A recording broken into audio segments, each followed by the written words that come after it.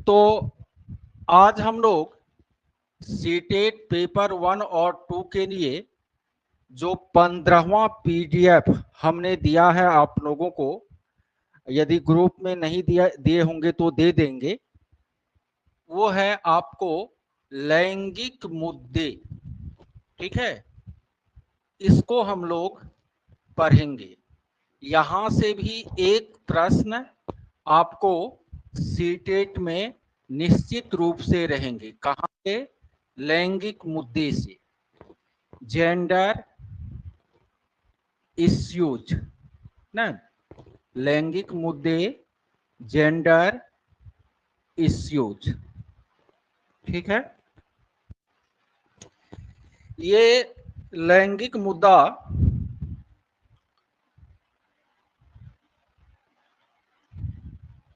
क्या है?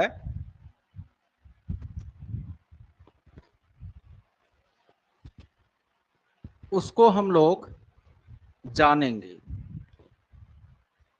इसमें सबसे पहले हम लोग सेक्स और जेंडर दोनों में जो अंतर है उसको समझेंगे। किसमें किसमें? सेक्स और जेंडर में। सेक्स का हिंदी जो है यौन हो, कहीं सेक्स का हिंदी आपको लिंग भी दिया रहता है, और जेंडर का हिंदी जो है वो लिंग होता है। तो हिंदी अर्थ सेक्स का भी लिंग है, जेंडर का भी लिंग है, लेकिन दोनों में अंतर है। सेक्स और जेंडर में क्या है? आपको अंतर है। सेक्स क्या है? तो स्त्री और पुरुष के बीच का जैविक अंतर, स्त्री और पुरुष के बीच का जैविक या शारीरिक अंतर आपको सेक्स है। ठीक है, ये गॉड गिफ्टेड है सेक्स। और जेंडर क्या है? आपको स्त्री और पुरुष के बीच का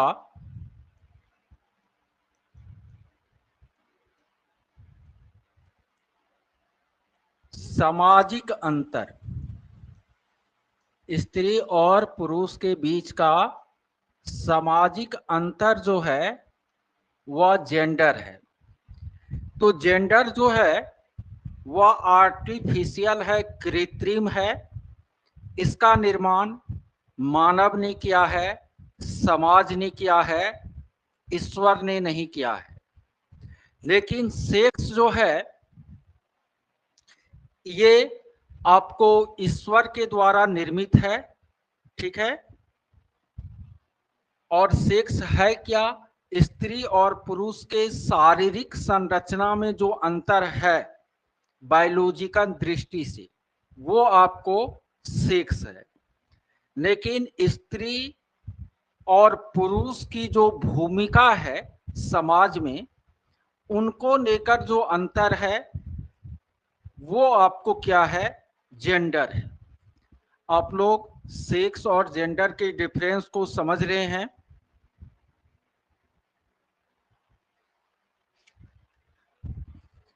चलिए, सेक्स जनरली चेंज नहीं होता है ना। आज तो विज्ञान बहुत ज्यादा बढ़ गया है, सेक्स को भी चेंज लोग करवा लेते हैं, लेकिन ये आपको जनरली चेंज नहीं होता है।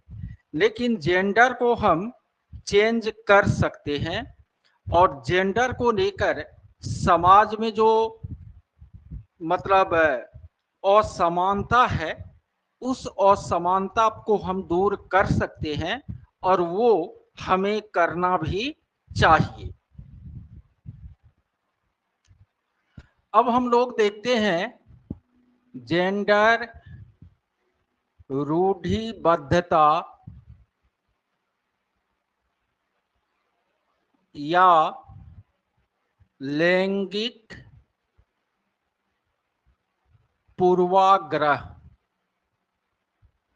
पूर्वाग्रह का मतलब होता है वो विचार जो पहले से चले आ रहे हैं, और रूढ़िबद्धता का मतलब है वो विचार जो परंपरागत है, वो रूढ़िबद्धता है।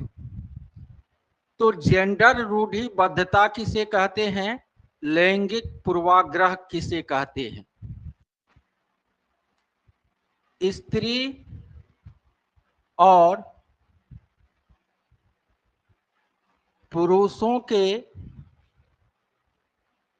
व्यवहार को लेकर, स्त्री और पुरुषों के व्यवहार को लेकर समाज में जो सोच सदियों से चली आ रही है,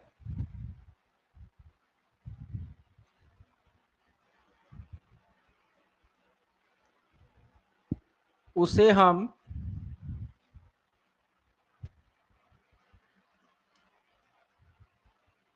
जेंडर रूढ़िबद्धता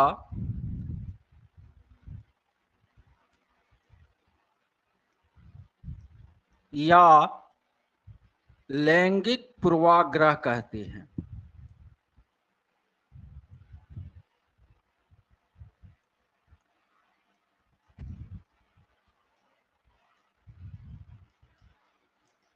ठीक है। स्त्री और पुरुष के व्यवहार को लेकर समाज में जो सोच सदियों से चली आ रही है, उस सोच को, उस थिंकिंग को हम जेंडर रूढ़िबद्धता या लैंगिक पूर्वाग्रह कहते हैं।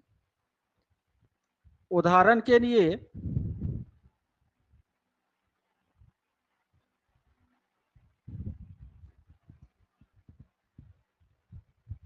समाज में, यहां पर हम लैंगिक पूर्वाग्रह के उदाहरण लिख रहे हैं।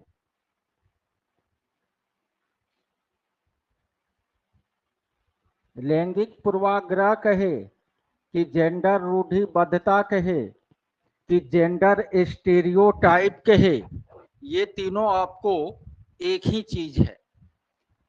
लैंगिक पूर्वाग्रह के उदाहरण तो समाज में स्त्री और पुरुष के भूमिका को लेकर जो आम विचार है, ठीक है, वो विचार सही गलत है ये मैं नहीं कह रहा हूं, लेकिन स्त्री और पुरुष के भूमिका को लेकर समाज में जो विचार है, उन सारे विचारों को हम लैंगिक पूर्वाग्रह कहते हैं। और ये विचार स्त्री और पुरुष के बीच विभेद करने का काम करती है। हमारे समाज में क्या विचार है कि लड़कियों को घर काम करना चाहिए, यानी लड़की बना है घरेलू कार्यों को करने के लिए। ये धारणा है हमारे समाज में। लड़कों को बाहर कमाना चाहिए,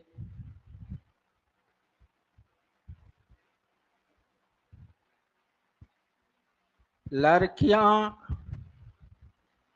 गणित में कमजोर होती है,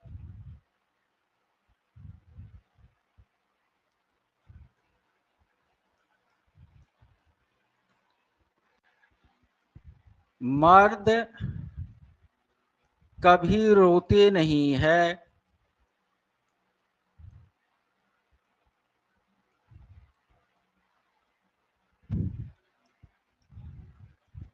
लड़कियां सहनशील और दयालु होती है, लड़कियों को किसी के स्वागत में गाना गाने की का कार्य हो तो उसमें लड़कियों को लगाना चाहिए। तो ये सब ऐसी धारणा है लड़के और लड़की की भूमिका को लेकर जो सदियों से, कई सालों से हमारे समाज में चली आ रही है। और ये जो धारणाएं सदियों से लड़के और लड़कियों की भूमिका को लेकर समाज में चली आ रही है, उन सभी धारणाओं को हम क्या कहते हैं? जेंडर रूढ़िबद्धता कहते हैं या लैंगिक पूर्वाग्रह कहते हैं। अच्छा, आप लोग बताइए, लैंगिक पूर्वाग्रह अच्छा चीज है या गलत चीज है?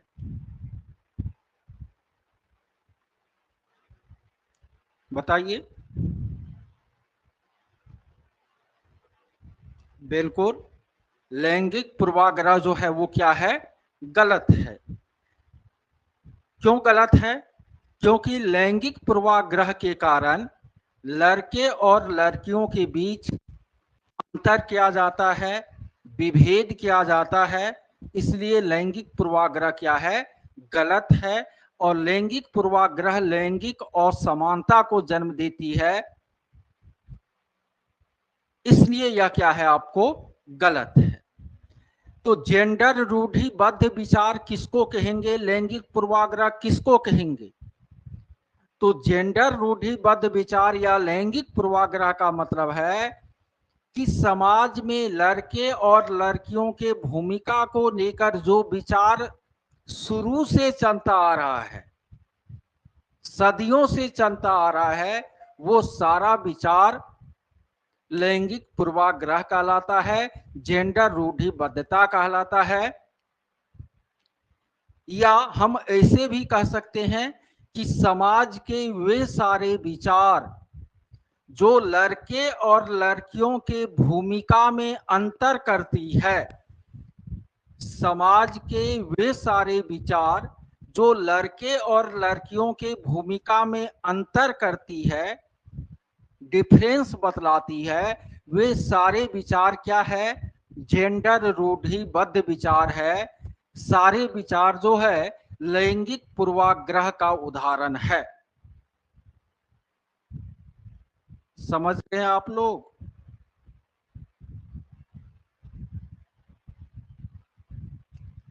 देखिए, अभी तक मैंने आप लोगों को क्या क्या बतलाया। तो आज मैं आप लोगों को लैंगिक मुद्दा टॉपिक बतलाना शुरू किया हूं। यहां से एक प्रश्न कम से कम एग्जाम में रहेंगे। सबसे पहले मैंने सेक्स और जेंडर में अंतर बतलाया। मैंने कहा कि स्त्री और पुरुष के शारीरिक संरचना में जो अंतर है, जैविक संरचना में जो अंतर है, वो सेक्स है, जिसको हिंदी में यौन भी कहा जाता है, लिंग भी कहा जाता है। जेंडर क्या है? तो स्त्री और पुरुष की भूमिका को लेकर जो सामाजिक विचार है वो जेंडर है। यानी जेंडर एक सामाजिक संरचना है जिसका निर्माण समाज ने किया है। आगे हमने बताया कि जेंडर रूढ़िबद्ध विचार किसको कहते हैं। तो मैंने कहा कि जेंडर रूढ़िबद्धता या लैंगिक पूर्वाग्रह या जेंडर स्टीरियोटाइप किसको कहते हैं? तो स्त्री और पुरुषों के व्यवहार को लेकर जो सोच हमारे समाज में सदियों से चलती आ रही है, वो सारा सोच, वो सारा विचार क्या है? जेंडर रूढ़िबद्ध विचार है। और इस तरह की स्थिति जेंडर रूढ़िबद्धता कहलाती है, लैंगिक पूर्वाग्रह कहलाती है। जैसे कि हमने यहाँ पर एग्जाम्पल दिया कि लड़कियों को घर का काम करना चाहिए। ये विचार सदियों से चला आ रहा है हमारे समाज में। लड़के को बाहर का काम करना चाहिए, मर्द को दर्द नहीं होता, लड़का बच्चा को जो है गुड़िया से नहीं खेलना चाहिए, है कि नहीं। लड़कियों को गृह विज्ञान पढ़ना चाहिए, लड़कों को मैथ साइंस पढ़ना चाहिए। लड़कियां अच्छा ड्राइवर नहीं हो सकती, लड़कियां सीमा की सुरक्षा नहीं कर सकती, सेना में नहीं जा सकती, वो लड़ नहीं सकती। यानी ये ऐसा विचार है जो लड़के और लड़कियों की भूमिका को लेकर हमारे समाज में सदियों से चलता आ रहा है, और ये विचार लड़के और लड़कियों के बीच अंतर करती है, इसलिए यह लैंगिक पूर्वाग्रह या जेंडर रूढ़िबद्ध विचार है। और जानते हैं जेंडर रूढ़िबद्ध विचार जो है, चलिए, जेंडर रूढ़िबद्ध विचार जो है वह जेंडर असमानता को जन्म देती है।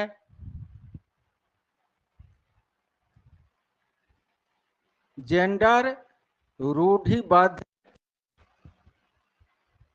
विचारों के कारण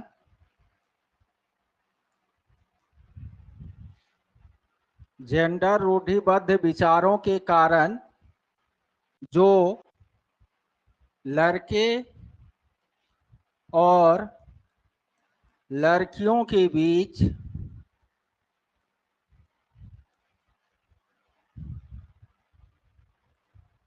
अंतर किया जाता है,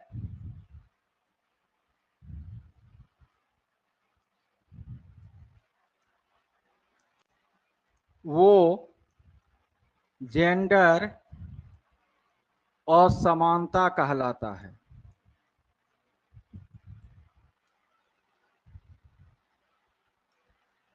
ठीक है। जेंडर को लेकर, जेंडर रूढ़िबद्ध विचारों के कारण लड़के और लड़कियों के बीच जो अंतर किया जाता है उसको हम उस अंतर को जेंडर असमानता कहते हैं। अब क्वेश्चन क्या पूछ सकता है, क्या पूछा गया है प्रीवियस ईयर में, जैसे एक क्वेश्चन है, अपने पोते को रोते हुए देखकर उसकी दादी कहती है कि लड़के कभी रोते नहीं हैं। यह किसका उदाहरण है? पहला ऑप्शन जेंडर रूढ़िबद्धता का, दूसरा ऑप्शन जेंडर पक्षपात का, तीसरा ऑप्शन जेंडर संवेदनशीलता का, चौथा इनमें कोई नहीं। बिल्कुल पहला ऑप्शन होगा, क्योंकि यह एक ऐसा विचार है जो सदियों से चला आ रहा है। ठीक है। अब एक दूसरा क्वेश्चन देखिए, स्कूल में कोई गेस्ट आने वाला है, प्रतिष्ठित व्यक्ति आने वाला है, स्कूल में उनके लिए स्वागत समारोह होना है। ठीक है। इस समारोह में वर्ग का एक लड़का है, वह स्वागत गान गाना चाहता है, और वर्ग की दूसरी सुंदर लड़की है, वह स्वागत गान नहीं गाना चाहती है। फिर भी स्वागत गान गाने की जिम्मेदारी शिक्षक के द्वारा उसी सुंदर लड़की को दिया जाता है। तो ये किसका उदाहरण होगा, जेंडर रूढ़िबद्धता का या जेंडर पक्षपात का? अरे भैया, ये पक्षपात कर रहा है ना, यानी जेंडर रूढ़िबद्धता ही जेंडर पक्षपात को जन्म देती है। तो यहाँ इस प्रश्न में स्पष्ट है कि टीचर जो है लड़के और लड़कियों के बीच भेद कर रहा है।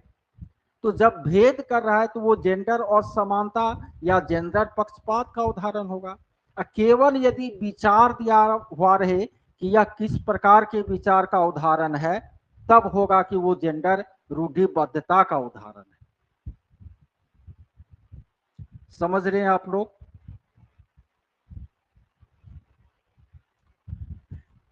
आगे हम लोग बढ़ते हैं।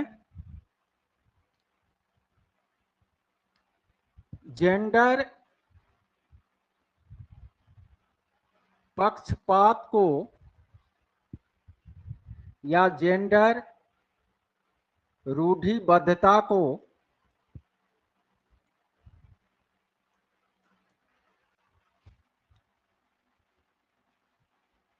एक शिक्षक के रूप में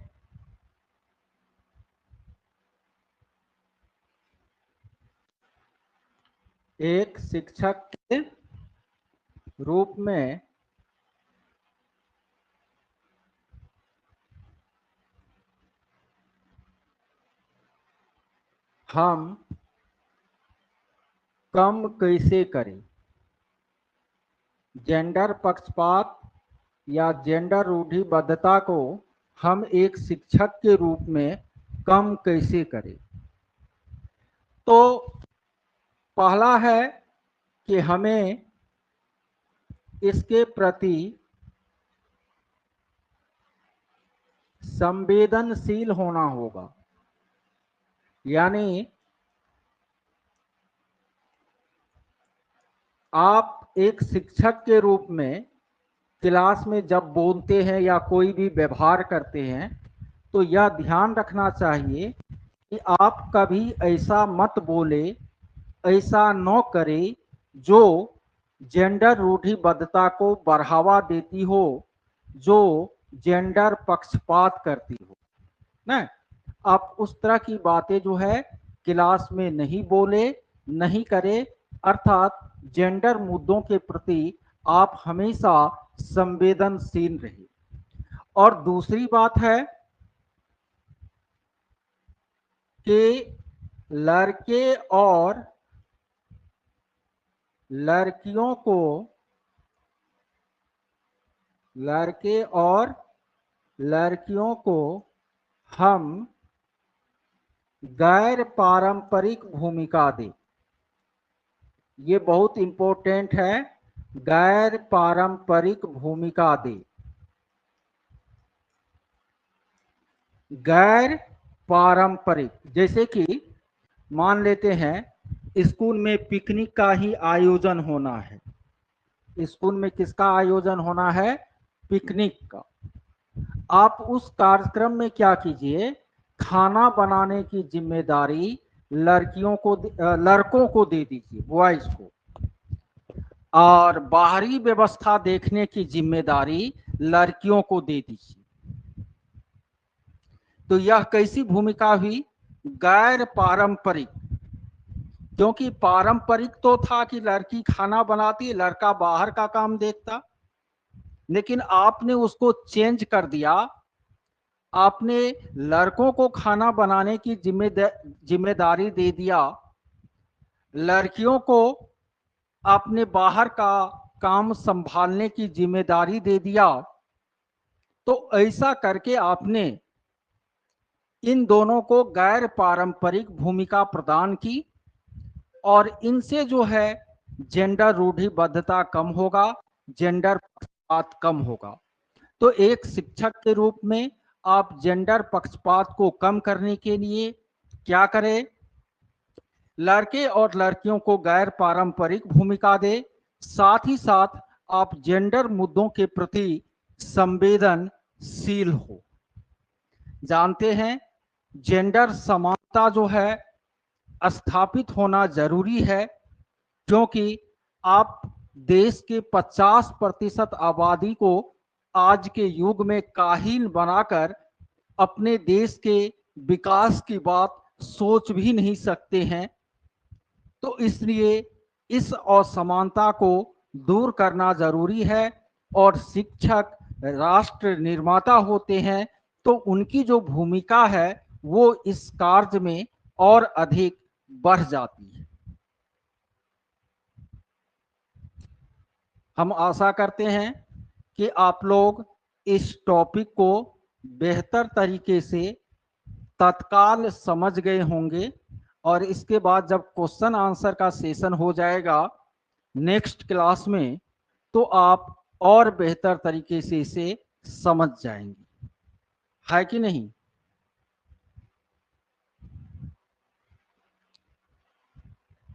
तो संस्कृत वाला जो होमवर्क है वो पीडीएफ मैं भेज देता हूं, आप लोग शब्दार्थ वाला वो सारा पीडीएफ कैप्सूल करके है, उसको कॉपी में लिख लीजिएगा। बेसिक चीज है, सर को भी उतनी सहूलियत हो जाएगी। उसमें बालक शब्द रूप नहीं लिखा हुआ है, तो बालक शब्द रूप कल आप लोग लिखे थे, उसको अभ्यास करके लिखिए। और मैं आगे जो है सीधा आप लोगों को गद्यांश आप कैसे समझे, इस तरह की कोशिश हमारी रहेगी। थोड़ा सा भी टेंशन आपको संस्कृत के लिए नहीं लेना है। सीडीपी हम पढ़ा ही रहे हैं, मैथ हम सुबह को पढ़ा ही रहे हैं, और सोशल पढ़ा ही रहे हैं।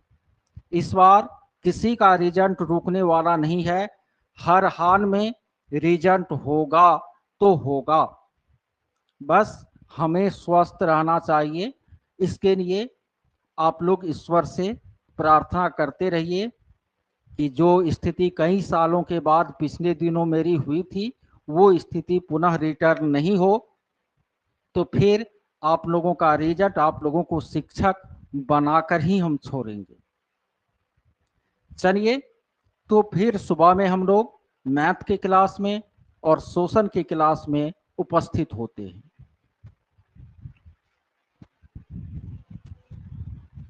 हाँ अनुप्रिया, देखिए एग्जाम डेट जो नोटिफिकेशन आया था उसके अनुसार एग्जाम 1 दिसंबर को होने वाली थी, लेकिन आज जो है वह रिवाइज शेड्यूल जारी किया गया है। उसमें कहा गया है कि सीटेट का एग्जाम 1 दिसंबर को नहीं 15 दिसंबर को होगी। ठीक है, तो आपकी जो परीक्षा है वो अब 15 दिसंबर को होगी। आज है आपको 20 सितंबर, अब 15 दिसंबर को एग्जाम होगी, तो 3 महीना 90 दिन में 5 दिन घटा दीजिए, 85 दिन का आपके पास समय है, 80 दिन का आपके पास समय है तैयारी के लिए। वही न्यूज था। ठीक है,